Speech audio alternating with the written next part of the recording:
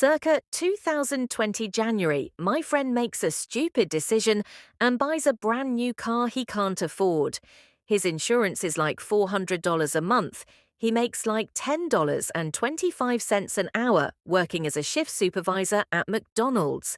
His car payment is like $795 a month.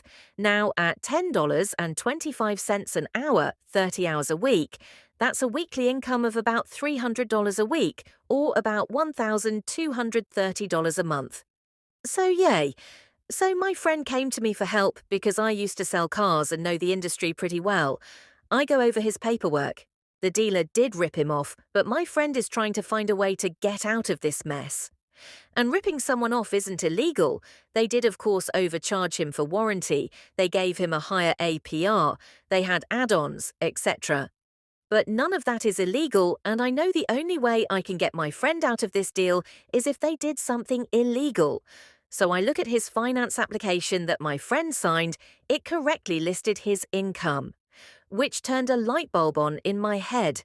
No bank is going to approve someone for a $795 car payment if they are only making $1,200 a month.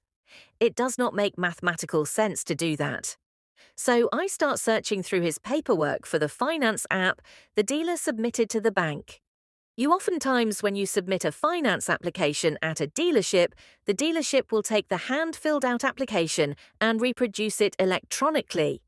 This is pretty normal. However, on the application the dealer submitted to the bank, the dealer said my friend was a GM of the McDonald's and made $70,000.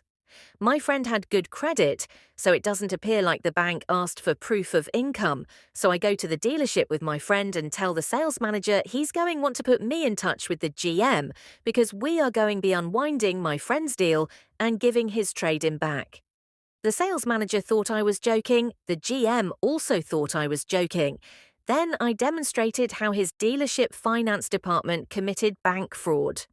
I showed the GM the finance app my friend filled out. I then showed the GM the finance app his dealership submitted to the bank and pointed at the income difference. My friend really made $14,000 a year. The dealership claimed my friend made $70,000 a year. That's bank fraud. That's a felony. Let's keep this simple, shall we? The GM sees his dealership is in a load of shit. The proof I am presenting to him is rock solid. He knows it. I know it. We are all on the same page. He goes, okay, so what can I do to make this right? I go, unwind the deal, give me my friend his trade-in back.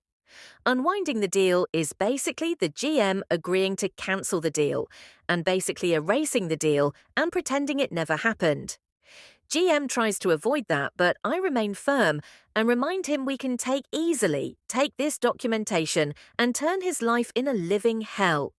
He knows I'm right. My friend also needs a car to get to work the next day. The GM says he'll check into it. He comes back and tells me unfortunately they sold his trade-in already. I said, that's fine, unwind the deal and let's put my friend into something as good or slightly better than what he traded in for. So the GM goes, so he'll buy a car similar to his trade-in? I said, no, you'll give him a car similar to his trade-in. The GM goes, it doesn't work that way. I go, it does when you commit bank fraud. GM is upset with me and I remind him, I'm being really nice and this situation can totally get really ugly. Like felony level charges ugly. Like losing your franchise ugly. So, yay, this is going hurt, but it's going hurt less my way. So the GM goes all right and he looks in his inventory and he tells me they have a 2007 Focus with 10,000 more miles. I tell him, no, the car you give my friend needs to be the same or better than what he trade in. The GM counters, I'm giving him a free car, and I go, no, you took his trade-in, you sold it, you made money on that sale. You also committed a felony in the process of selling him his new car. You are now correcting that mistake. This isn't a free car for my friend. This is a you are correcting your mistake. GM insists that's what he's willing to do. I tell him if he can't do better, then that we will go to a consumer protection attorney and have a conversation with them. My friend didn't want to go this route, but it was our plan B. We get up. The GM says, wait, give me a second. The GM goes, I have a '08 Civic. It has 5,000 more miles, but it's a Civic and not a Focus. I unwind the deal on the new car and put your friend in the Civic at no extra cost. We agree GM has the paper drawn up, the old loan on the new car is cancelled, they take in the new car again. But because it's already titled, they'll have to sell it as used. That sucks for them. And they gave my friend a better car than the one he traded in. For people asking why we didn't get a lawyer involved from the start, we could have done that.